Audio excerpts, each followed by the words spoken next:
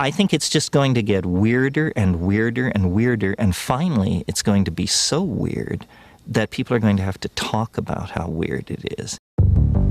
Eventually people are going to say, what the hell is going on? It's not enough to say it's nuts. You have to explain why it's so nuts.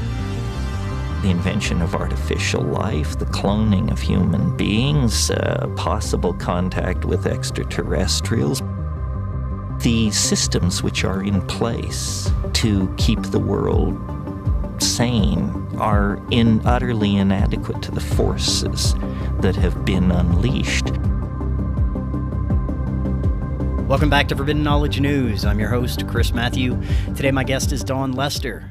Be sure and check out my films, Doors of Perception on Amazon Prime, Occult Louisiana is on Tubi, Roku, Apple, and many more. We are booking guests for January. If you have suggestions or you'd like to be a guest, email me, forbiddenknowledgenews@gmail.com. Today I want to welcome back to the show Dawn Lester. She is a cancer survivor, author, and researcher looking into a variety of topics, including metaphysics and the nature of reality. Dawn, welcome back. How you doing? Thank you for having me again. Yeah, no, I'm good, thank you. How are you? I'm excellent. It is great to have you back on. Last time we discussed your journey and research surrounding health and wellness. Today you wanted to take a look under reality's hood, discuss the mechanics of the Matrix. What is this strange realm? Why are we here? What's happening now? This has been the center of my journey for a long time, and knowing that I will probably never have all the answers, but maybe better questions and a more rewarding journey through this incarnation. But this leaves a lot to get to. Before we do, remind the audience just a little about yourself and let them know how they can find out more. All right, thank you. Yeah, I mean, they're great topics. Yes, I am co-author, I suppose, mainly known for co-authoring What Really Makes You Ill, a rather large tome about the problems with the health system. I also co-authored a book about the nature of reality, which is another reason why it's something that I am still curious about, because again, it helps us to get a clearer idea of what this is all about. And as you say, the more we look, the more we find it leaves us with more questions, and it keeps opening up, which is exciting. It can unsettle some people. At the same time, I just find it exciting. So my journey has taken me kind of through health and also understanding that there's more to this physical being that we are, and that makes such a difference to how we approach life. And that's the point, that it's not that we're escaping the physical body to go off and be something else. It's understanding that we are that something else, and how we then live life, because spirituality isn't about being somewhere else. It's about recognizing how to be here in this realm, which is increasingly interesting and puzzling and exciting as well. I mean, it certainly doesn't work the way we've been told it works. And again, it's so much that's going on at the moment, lots of weird stuff that can be unsettling. At the same time, when you have an understanding of us being more than this physical being that we are, then we can say, okay, well, what can we do with this? And it's also about interpretation and how we see things. And there's a lot of fear mongering to keep us in a place where we're going down the wrong interpretations. And of course, knowing that how we think affects our experiences, because how we think translates into words, and we know, like, words as spells, and how we use our language and what we can do. And it's not to make people think, oh, I can't say anything. It's to say, well, okay, just be aware. And when you're aware, you think, oh, right, okay, I can shift how I see things. And, just using examples. I mean, just the simple one is whatever you say, I am something, you're giving that out as an instruction that your body can then kind of take on. And that's why it's important in the health side of things, which is one area I've gone down, that there's so many labels that people are given, the diagnoses. And again, I'm not giving health advice here. I don't. I'm sharing information.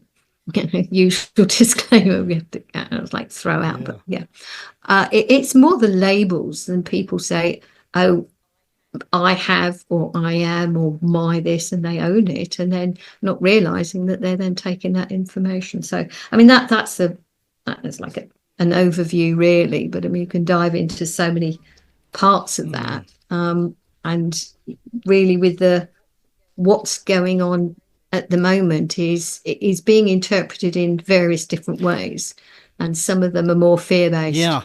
And I don't do that.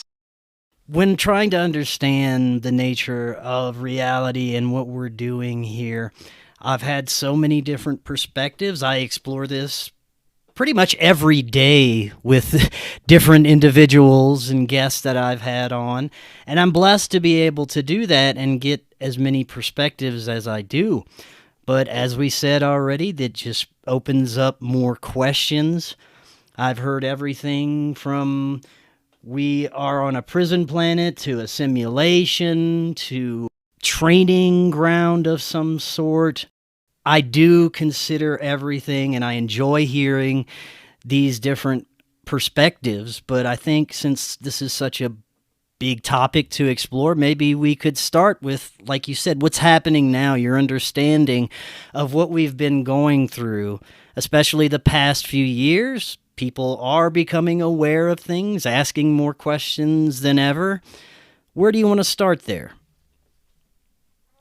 Well, I see what's going on as, and we have a mutual friend, Brandon Thomas, and I listened to his podcast episode with you a month ago, and I have a very similar view to him, that what is going on at the moment is actually to help us become more aware of who we are and what we can do, rather than scaring us. And this is where I think now it's not, I'm not just saying, to be love and light and ignore what's going on. It's not. It's that balance of, or that way of approaching and understanding what's going on, and it's being interpreted in various different ways, that there's a air quotes they who are in charge, and that immediately takes agency away from us in terms of how we live our lives. And that certainly was evident from the 2020 nonsense, because it was about encouraging people to do things based on something that just has been proven to be untrue, because that's where I've done a lot of research in that area. So whatever was going on, there wasn't a thing going around affecting people. There was nothing nasty, no invisible enemy. But a lot of people believed that and acted as if that was true, which, when you actually start looking at it, it isn't true, or hasn't been proven to be true. This whole idea of what these invisible enemies are. So that has, even though it did affect a lot of people in pretty serious ways, and I'm not denying that. Also, I'm not denying that people had symptoms. It's what it has done is it's helped us learn more, or help to share information to more people about what these symptoms really are, what illness really is, that it's not something that is bad and we have to stop because it's nasty. There's nasty stuff going around, that it's understanding what our bodies actually are.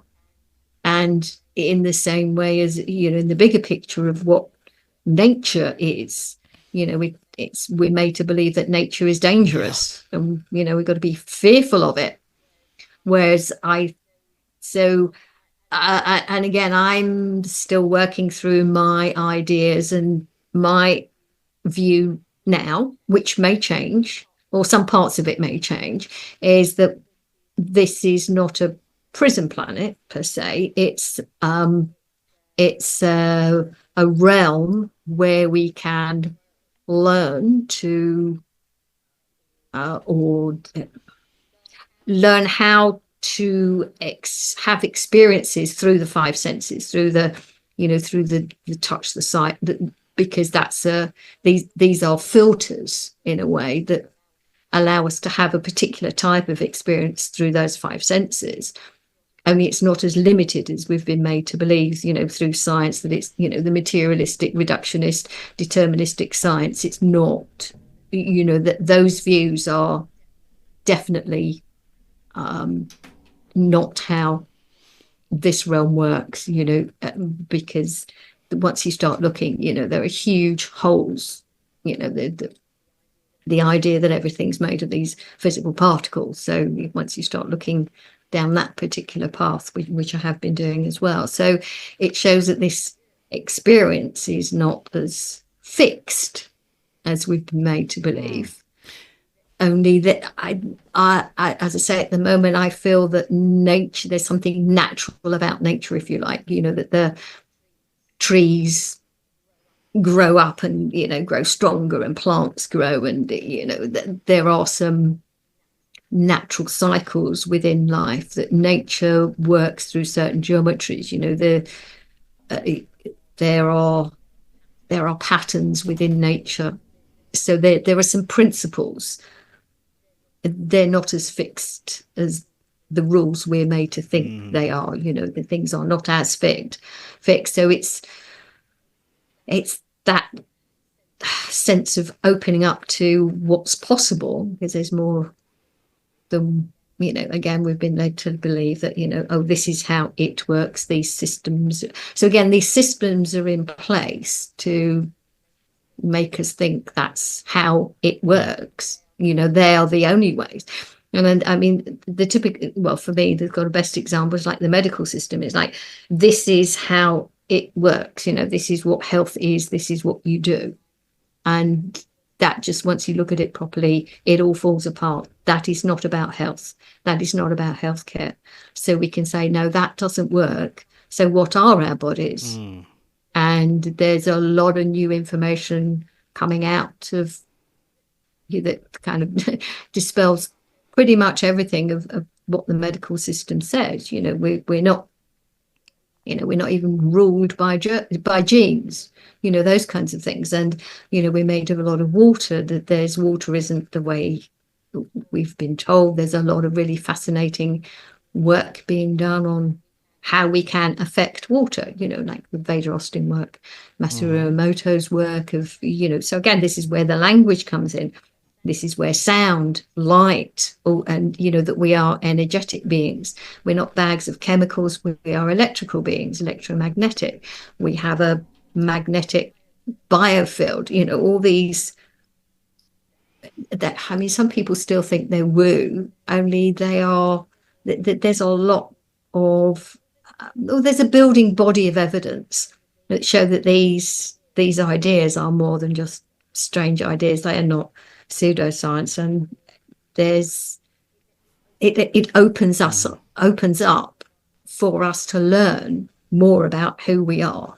So this is what I'm saying, where things are at the moment is exciting and interesting, and it requires us to unlearn a lot of things that we think we know, and that can be the problem. I think for some of the biggest things preventing people that still haven't been able to come to complete awareness that the systems are corrupt or that they're participating in something anti-human. Our perception, the collective perception, has obviously been hijacked to a certain degree. It's an amazing time right now because people are becoming aware of it, but there is an illusion of complete power that a lot of people seem to be placing on our ruling class.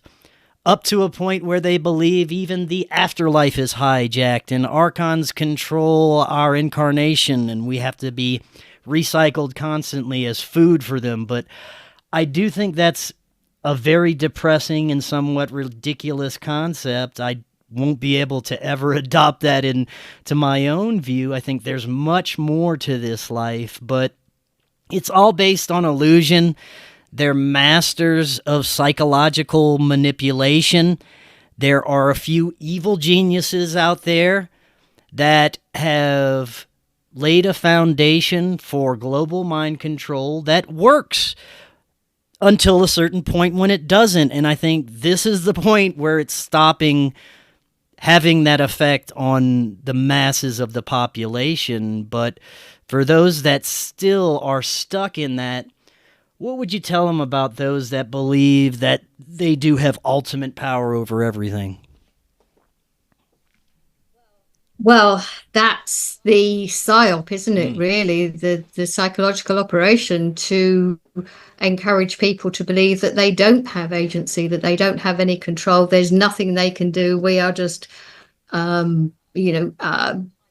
tiny little blips in this whole system. And, what can one person do? Only this is where the real flip starts, because it's to understand that we actually have far more agency, far more power. And I mean, I don't mean power over, I mean power for ourselves to create our own experiences. And I know a lot of people use the phrase, create your own reality. And I think it's very general and it can be misunderstood. And we are certainly able to influence our own experiences. And one of the things is that each of us, we're all individual. Each of us is unique. And that makes things a little difficult because our experiences are different from other people's. So our experiences tend to be influenced by our beliefs. And as you say, if a lot of people are believing that there's nothing they can do, then they will do nothing, because that's the whole cycle of they're believing in that. Now, in terms of good point about the afterlife. Now, I've not taken a deep dive, but I find near-death experiences is a fascinating area, and I've started to look into them, looking more. Again, this is just another area I'm sort of dipping my toe in, because it's fascinating. Because people are recalling similar experiences in this realm that they kind of go to, if you like. And so there's an awful lot of overlap, and people say, oh yeah, but there are some other people who have a different experience, and that's true. And some people are met by certain personages, like either Buddha or Christ or something, and that wouldn't be surprising to me, because I then want to know what their belief system is, because even in that realm, people tend to have the experience that's based on their own belief system. So their religious beliefs, their spiritual beliefs, that will also coincide with, their experiences will coincide with their beliefs. So that to me shows that they're, even beyond this kind of physical experience, if you like, in this, in this realm, that it's still relative. It's not exactly the same experience, except there are enough similarities to show that there's something there, that there's something going on. Now, I can't know. I've not had an NDE, so I don't know. So I can't say from my personal experience, and so I can't say that I know. So again, this is where the kind of what we know and what we think we know, and where knowledge comes from, information, and how we filter it all. So it's it can get a bit muddy when you're kind of talking to other people when they've got different views. And especially, as I say, not having that experience myself, because, I suppose you could say in some ways, the only things we know are what we experience, except that's pretty limited. And, that can lead to all kinds of wrong interpretations. But I mean, if we have an experience, then that's something that, we know. And I know there are people who express certain experiences that they have, whether it's, out of body experiences, NDEs, contactees, just all the UFOs, different, all kinds of different experiences. So I would never dismiss anybody's experience, because that's what they've gone through. It's real for them. So again, this is where we get to the kind of what's real. And then in terms of how people can be manipulated, I mean, there are plenty of psychological experiments that have been done, through last century. There have been loads. A few of them are pretty well known. But to know that people can be encouraged, manipulated through either conformity, because they want to be like everyone else. It's a conformity experiments. There's the Milgram experience, where it shows the appeal to authority. I mean, it's a logical fallacy, but where people will do what they've been told by an authority figure. So there's a sense of how some people can be manipulated psychologically, only not everyone is exactly the same. That brings up a question I've heard often, even come through this show, that many believe that our free will is being infringed upon to a point where some people, in a sense, don't have a chance since their incarnation because of the level of manipulation involved with that individual.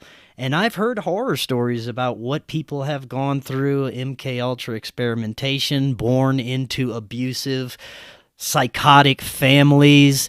And it also brings up the question, why would you choose to incarnate into something like that if you believe that we do have, in a sense, a choice of what we're going to be doing in this incarnation? So a lot of questions about the nature of that and free will come up when it comes to the level of manipulation we're exposed to. What are your thoughts on that?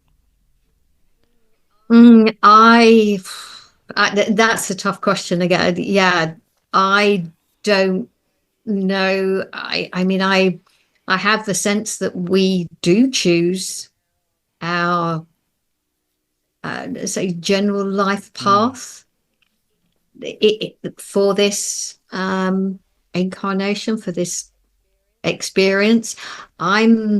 It does seem really harsh what some people go through, and it can sound really mean to say, oh well, you just chose it, and I don't mean to say it in that manner. It is, wow, it's more kind of, wow, you chose this, how amazing, how courageous,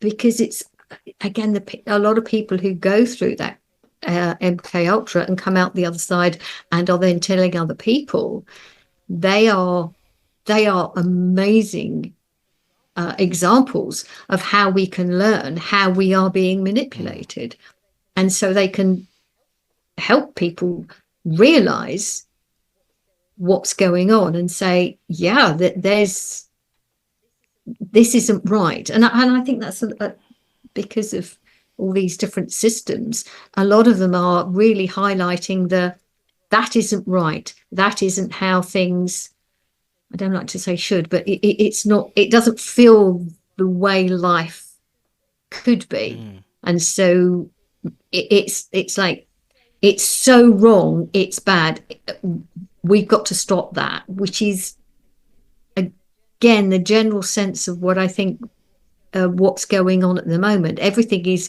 so loud, and it's also so crazy, so ridiculous. I mean, fortunately, a lot of it is just so crazy you just laugh at it, which which stops you from getting pulled into it and taking it seriously. And it's helping people see that it's wrong, and getting people to just say, whoa, no, this is not, this is not the kind of life I want. This is not what life is.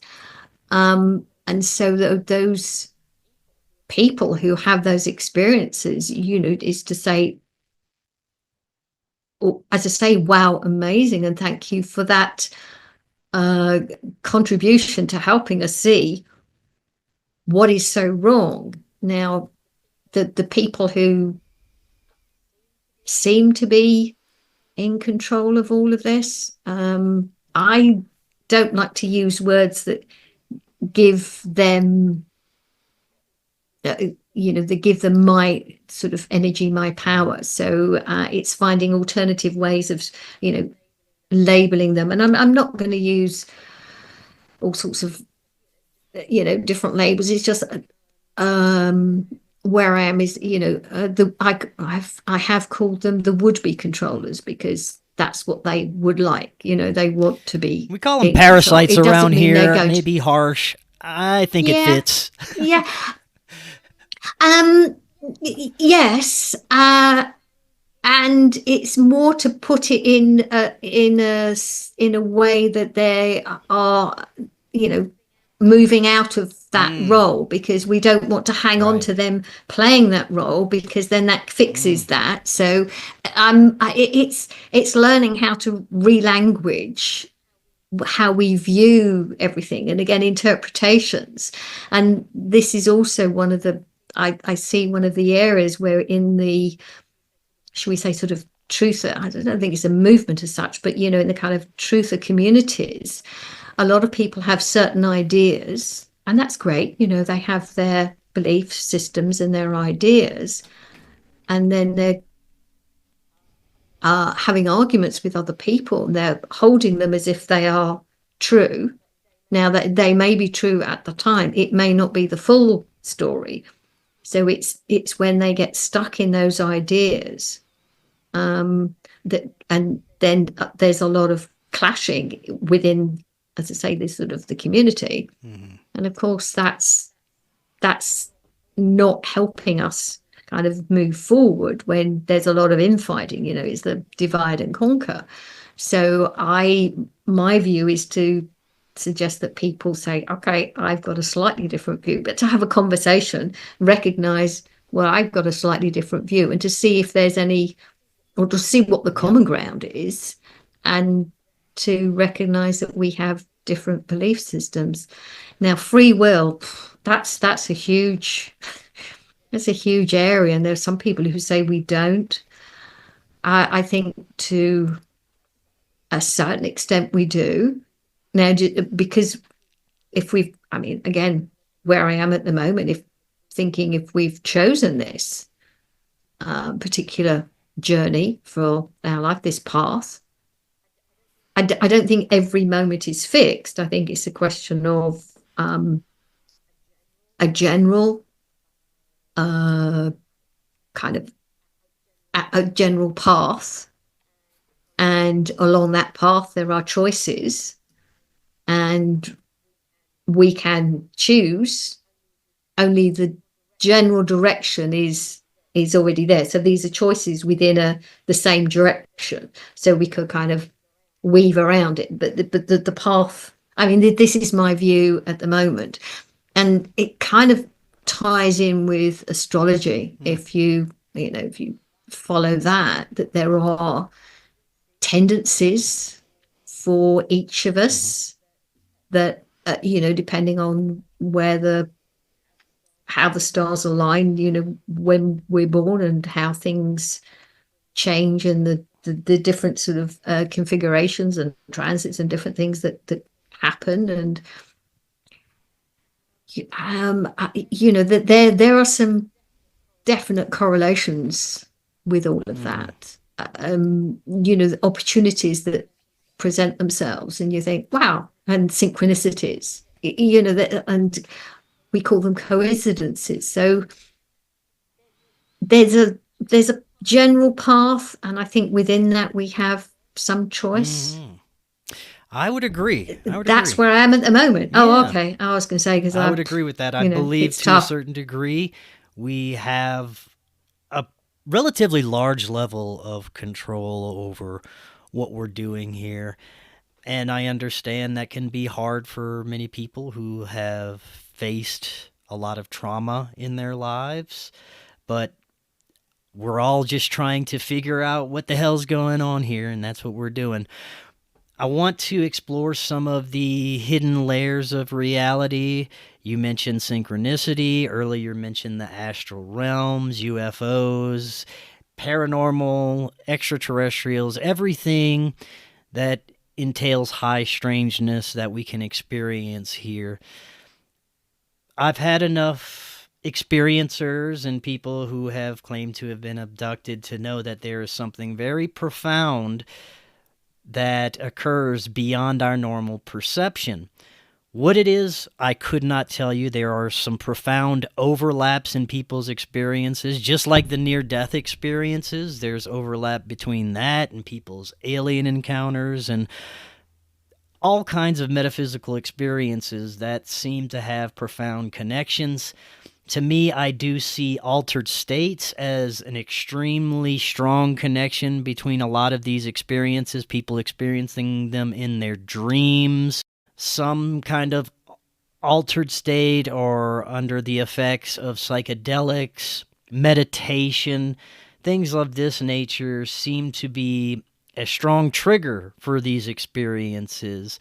But again, there is Joe Schmo that is walking along the woods and gets abducted by a UFO and these other very high strange things that I can't make any correlations or really understand what's happening there, but it is beyond the realm of normal human experience. And I'd love to get your insights into what lies beyond our perception, what we're dealing with. If you have any thoughts about the nature of these intelligences, maybe if it's all the same thing presenting as something different, or if we're dealing with an ecosystem of beings. I haven't had a kind of paranormal experience to say enough about how my perspective on that or my interpretation. So I only have information that I've gathered from other people and listening to like your podcast and people that have had these experiences, and there does seem to be again overlaps, certain experiences that people have that are similar. Now, like I say, there's more to us than this physical body. So there are other states of consciousness, and I kind of use that term as other states of consciousness, like in a dream. We generally tend to say, "Oh, I dream," as in thinking, "Oh, I don't have a dream," whereas as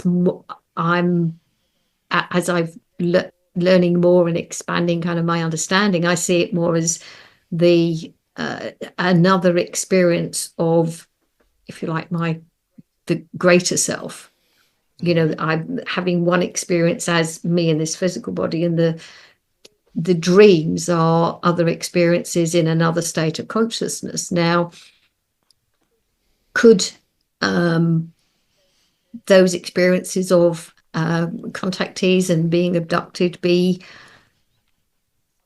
something along those lines, depending on how they perceive the other entities that they're interacting with? I know there are some people who say there are evil entities here that are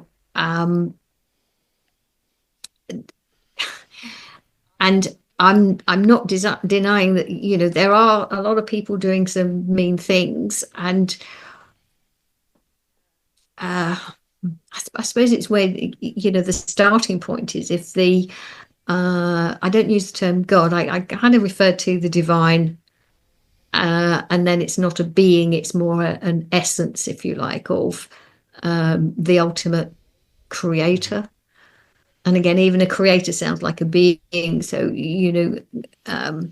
so we are all sparks of the divine is how I kind of see it. And so all experiences are relevant for the divine to learn how to, or to know what is possible, and all different types of, I'll say again, different experiences in different realms, in different ways and different forms, because again, the human form's only one of them.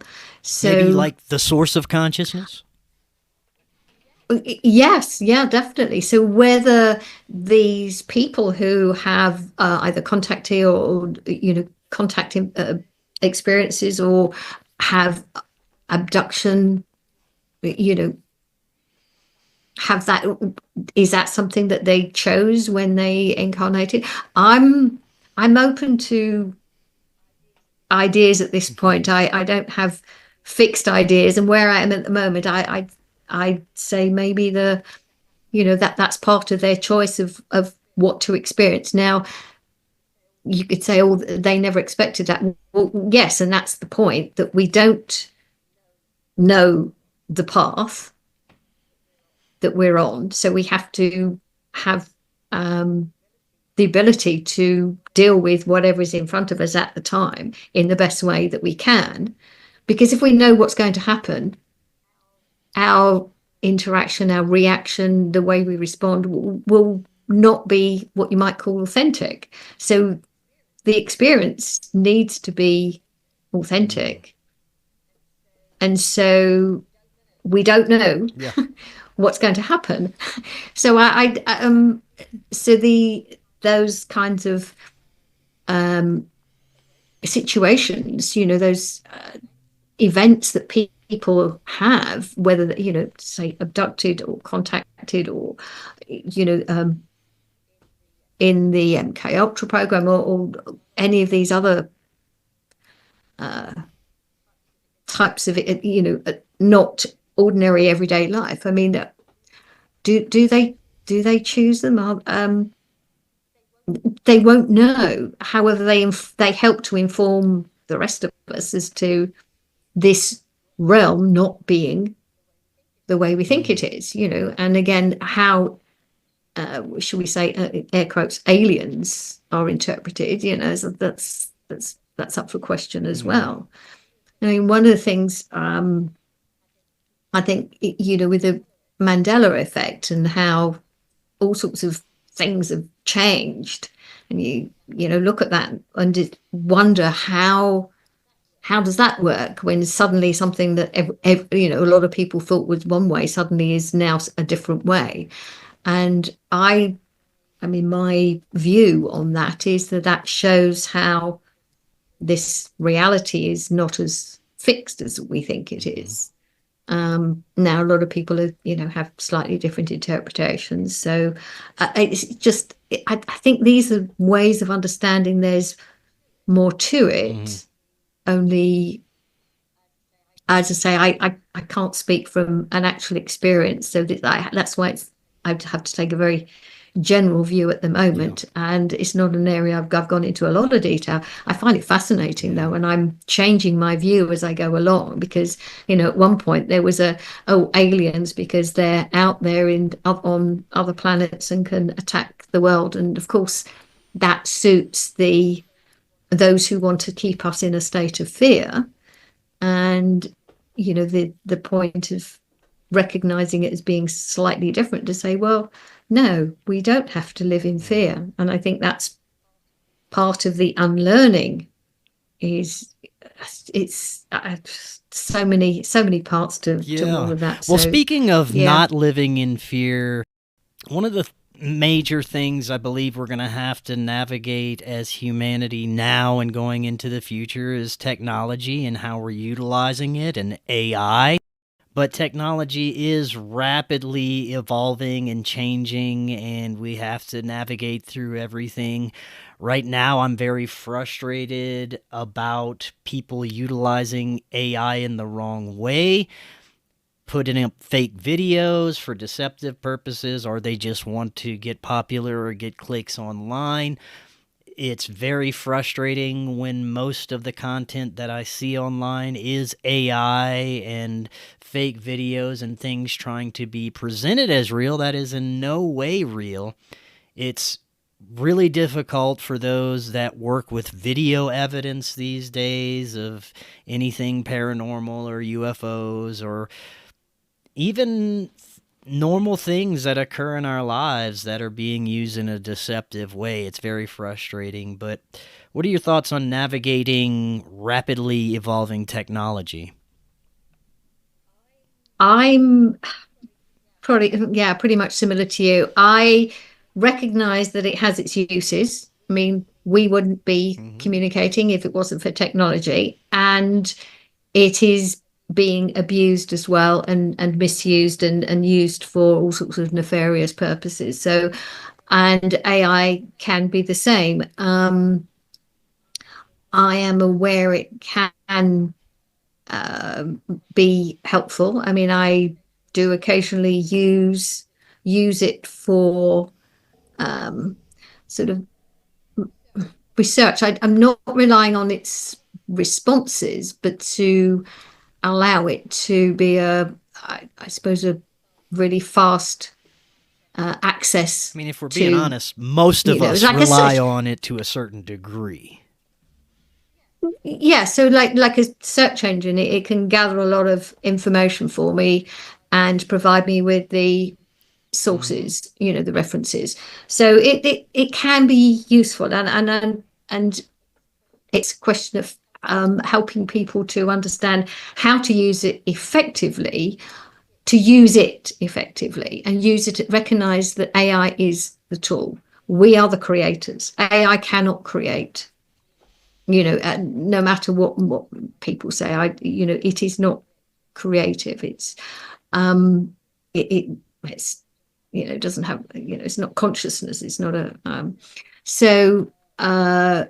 but in terms of being able to determine and, well, again, discern what we're seeing in videos, if you're looking at research and whether to trust what you're seeing, that's really tough, and that is getting harder, and there's a lot of fake material. And again, as a writer, there are people who are using AI to write books, and trust me, they are atrocious. Yeah. I did actually read one, and it was just so obvious from the first page. It was awful, absolutely awful.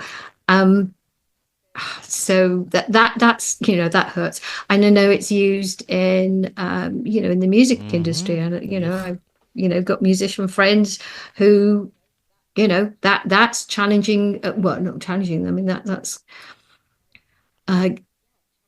challenging their work, and so it is. I keep using the word discernment, but we need discernment to be able to actually decide what we want to support, what kind of work we want to support.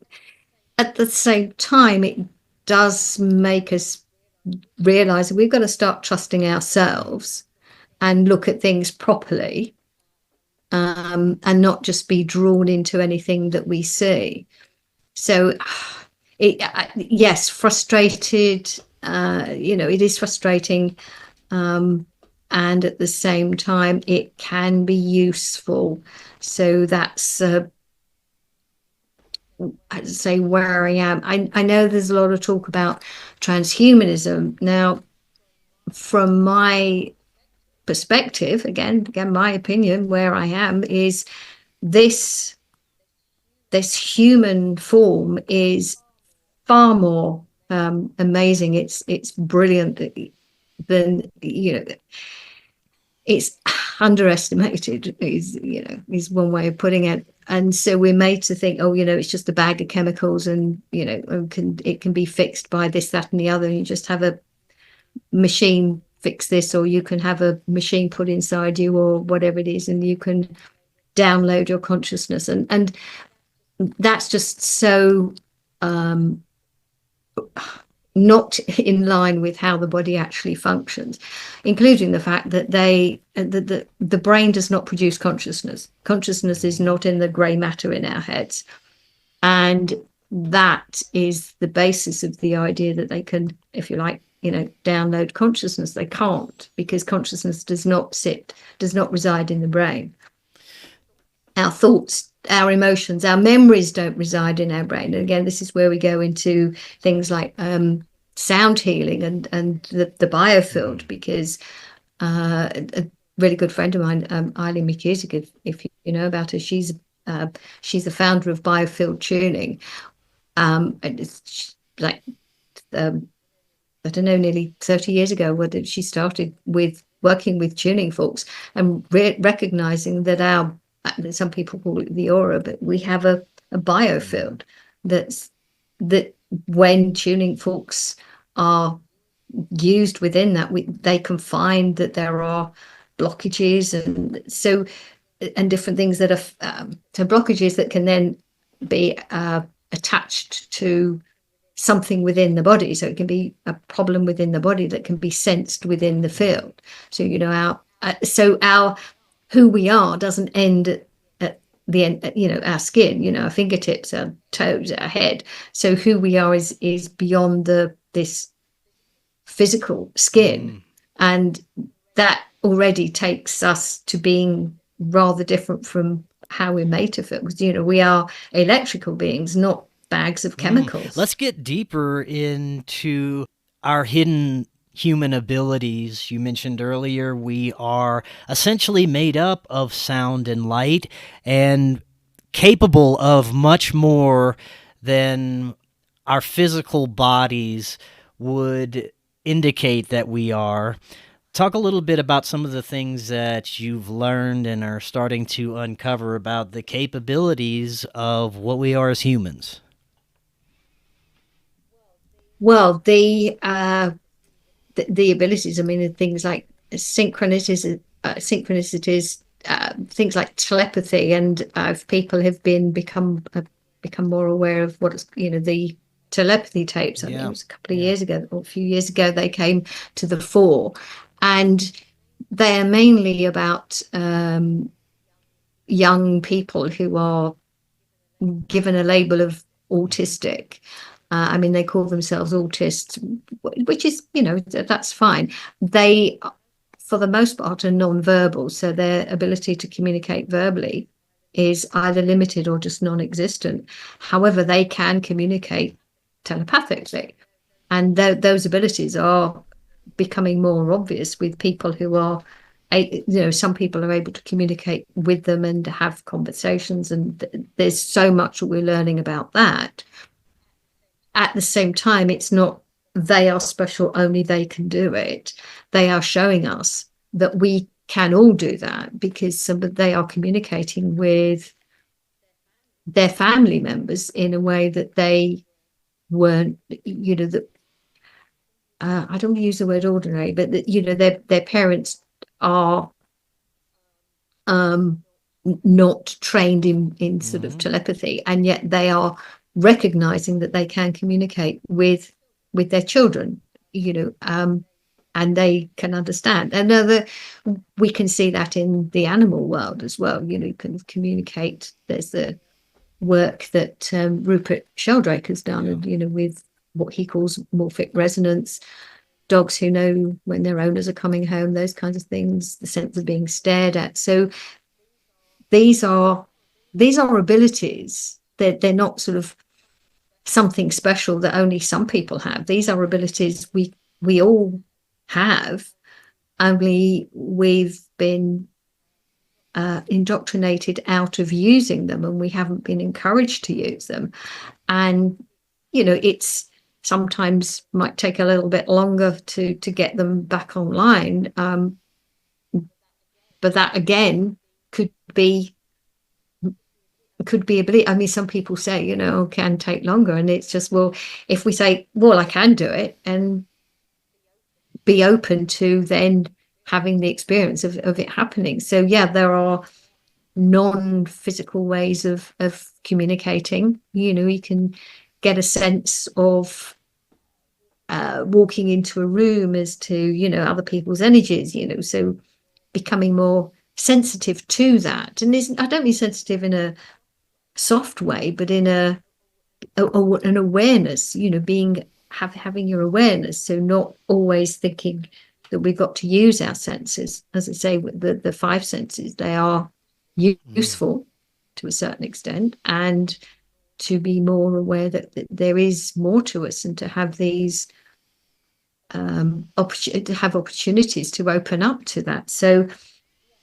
yes, I mean, light again is also, well, it's fundamental. I mean, I don't know if you've gone into that side of things, but the anyone who's looked into the original kind of, you know, how the germ theory started, you know, with Louis Pasteur, his contemporary was Professor Antoine Béchamp, also French, and he was a real scientist, and he was looking at,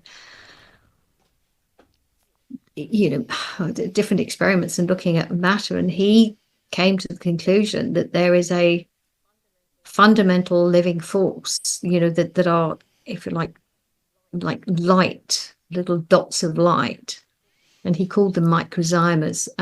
You know, it goes into the word. There was also other researchers that saw these light, these dots of light, and they gave them slightly different names. But so what, I mean, it is possible to see them with microscopes, and they're believed to be the, as I say, fundamental life force. That it is light. You know, there are some people who've shown videos of the actual moment of conception, where, you know, there's a burst of light. I've seen that recently. So if we're looking at different forms of energy, which is really what everything is. So again, with light and sound, and we know in the beginning of, you know, the Bible, the creation was through the word. So that sound and light are electromagnetic in you know, in their origin, just different frequencies of electromagnetism, and so they're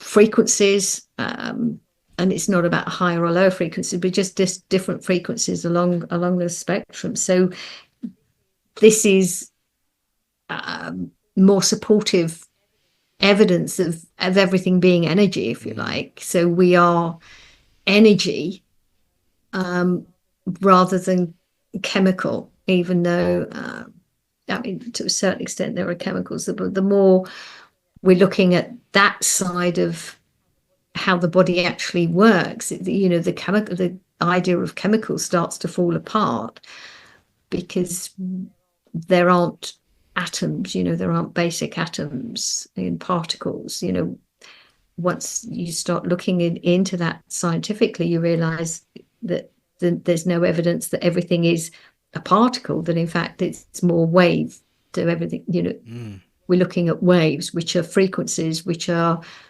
energetic waves, and so different frequencies of the waves then become different. They manifest as different matter, different material. So the fundamental form of life, if you like, is energy. So knowing that then we know our body isn't a bag of chemicals, and we can influence our own body through the energy that we put into it or give to it, through the sound, through the words that we use. It starts to give us a really good idea of how we can really take back agency over our own body, our health, and what we're doing in life. And I think that's why the whole 2020 nonsense was good, that it started on the health, because it helps us bring that agency back to our own body, knowing that the fear is a particular type, I suppose, a type of frequency that is jarring for us. So that can be can be used to keep us in a way of not taking agency, so in fear, because that stops us from thinking and acting in a certain way. So it's just seems just as reality has layers to peel through, so do we, as far as our connection to source, our health and wellness. The more we can shed the nonsense that doesn't benefit us, the anti-human systems, put natural things in our body, regain our connection, the more unhealthy layers we can shed away, which then gives way to some of those dormant abilities that we may not have had access to before. The more awareness people have, it seems, the more those layers start to shed away. At least that's been in my experience. And the better I feel, and so on and so on, and the more things I can become aware of, because it's not blocked by all the nonsense.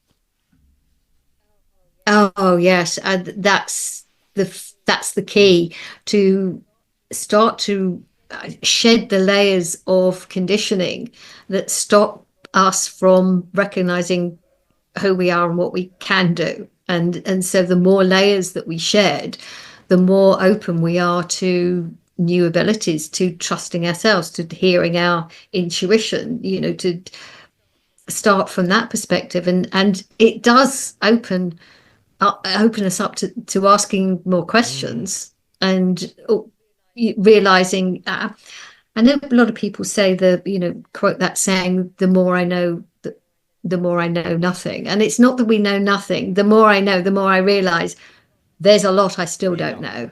And which means there's a lot more to learn, which is exciting.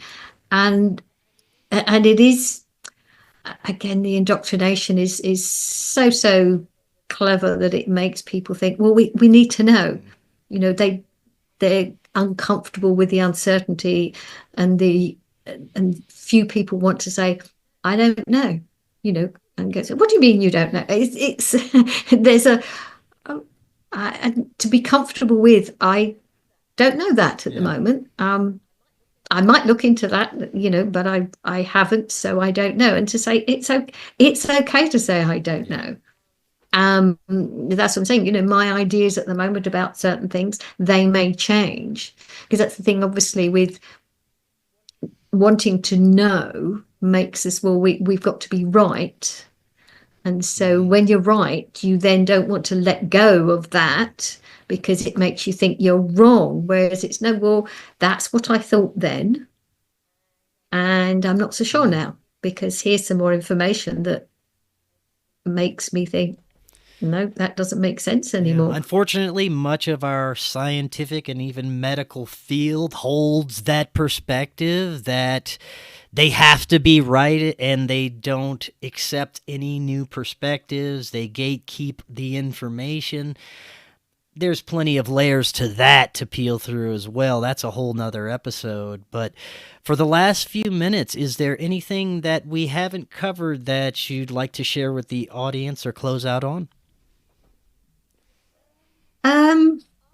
I like to help people recognize that, as you say, it's okay to say I don't know, and to recognize that, they may have some limiting beliefs about what life is, who they are, and it's, I don't know, we're certainly in strange times, where there are a lot of people thinking that having certain ideas, and to recognize that that's, as they're peeling back the layers, they may have, like with an onion, they may have shed the first couple of layers, but to say, well, maybe you haven't shed all of them, and so keep going. And it's not to say to always keep going, because I mean, there's something, we want to feel that we're on a certain place before we take the next step, because it can be overwhelming to keep going, keep adding more information. And at the same time, to recognize that you're not necessarily at a fixed place just because of where you are, because so many different ideas. So our beliefs can trap us into thinking we know something, but it's not just, it's that balance of, do I know, how do we know what we know? And I suppose, be open to questioning, keep asking questions, which is, like you say with the medical system, it's like not allowed to ask questions. Well, this is what happened in 2020 has shown us that, this is the time to ask questions. So yeah, keep asking questions, keep being curious, and to be aware of just how, incredible this experience is. I think something important you said is to be okay with not having the answers and not knowing some of these things. It's all right. Yes. Yeah, I think that's possibly one of the hardest parts, because, this whole indoctrination system they call schooling teaches children, you've got to know the right answer. And if, and you get told off for having the wrong answer, and you go, well, it's not about right and wrong. It's a question of where are you, what you think, and to say it's okay that you don't know, and to be absolutely comfortable with that, and know that, well, that's today. Next week, I may find the answer, but right now, and also to be open to learning, as you say, the being open allows all these other ideas to come in. Whereas if you're closed, you're not going to look at any other information. And so you're going to stay closed because you're not even open to something else. And that can close us off from all these other abilities. So, and it's harder. As I say, I know there's so much of what's going on that it is unsettling, and at the same time it is helping us to shed all our old ideas and to feel okay with shedding those old ideas, because I think at the beginning, once you start going down these different rabbit holes, people, it can be quite scary. You think, well, everything I thought I knew is wrong, and it leaves you very confused, and it can be really quite emotional, quite tough to think, well, I not to know anything, and what is this, and what's going on? It can be quite scary, which is probably the time to slow down with all the investigation. Yeah. And it's not necessary to go down every rabbit hole. 100%.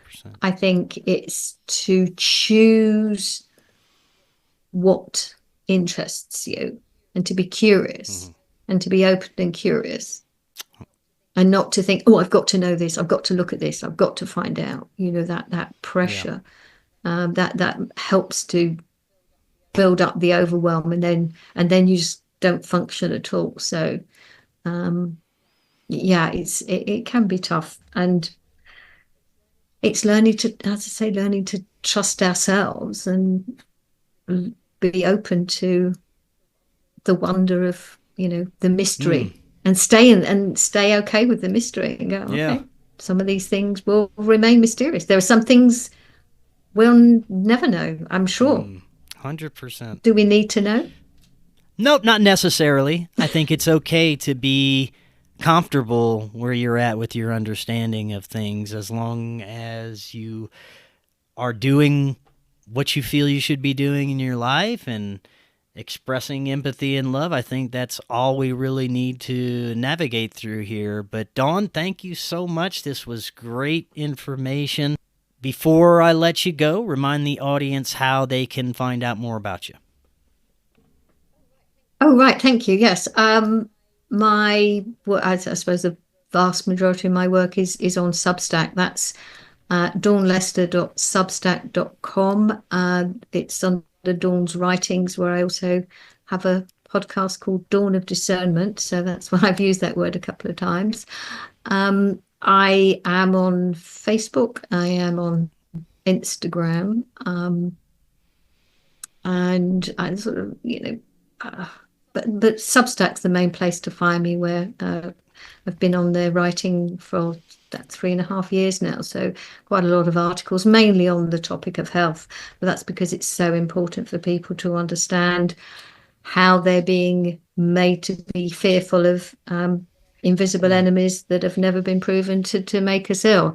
And, there are attempts to keep ramping up the fear-mongering with all sorts of other things that could be going on and other so-called pandemics and all the different things that they want us to use and be injected with that they just, they aren't what we've been told. So again, this is the confidence to take our agency back to ourselves. But as I say, that's where I am at the moment. I've got, kind of other ideas and different projects in the pipeline, but nothing concrete at the moment.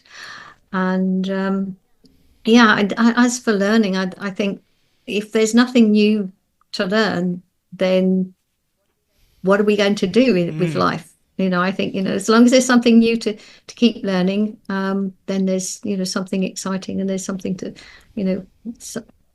that's what this, I think, part of this experience is to learn and to grow and to develop and to evolve, to learn what we can do and to put it into action and to be.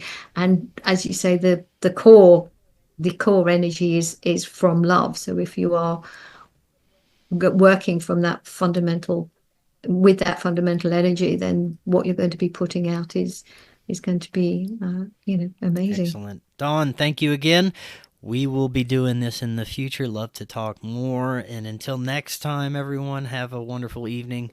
We'll talk again tomorrow. We'll see y'all then. Hello, friends. I am so excited to tell you about Independent Media Token. Independent Media Token is a brand new way to show your support for independent media without having to donate a dime. Independent Media Token is a cryptocurrency on the Solana blockchain designed to generate funds to promote and foster the growth of independent content creators, allowing them to engage in their art without having to worry about being demonetized. Through a network of media partners, of which you yourself can become a part of, Independent Media Token's goal is to ensure the powers that be can never cut off all of our areas of funding and censor the only free voices left in the world. Join the movement today. You can pick up Independent Media Token using Phantom Wallet or the Solana wallet of your choice, where you can easily swap your Solana for IMT. Grab some IMT today and remember to always know your team. To learn more, visit independentmediatoken.com or use the link right in the description. Are you and your family prepared for an emergency? Maybe the fake alien invasion? Now is the time to prepare yourself and your family for any event. Check out Prep Starts Now. Their mission is to provide high-quality preparedness products that empower individuals and families to be ready for any situation. They're committed to delivering reliable, trusted gear to ensure your safety, security, and peace of mind in times of need. Their product selection is carefully curated to provide you with the essential gear you need to stay prepared. From emergency kits to tactical tools, every item is chosen for its reliability and practicality. Prep Starts Now understands the importance of family, and their goal is to equip you with everything you need to build a solid plan for your family's preparedness. In today's ever-changing world, being prepared is more important than ever, and Prep Starts Now is here to help you and your family stay ready with quality products and practical guidance. Use the link in the description and get 15% off your order. If you're looking to start your therapeutic microdosing journey, but don't know where to start, especially when looking for the highest quality ingredients, including nootropics, and what you'd expect from a true microdose capsule, check out our friends at Brainsupreme.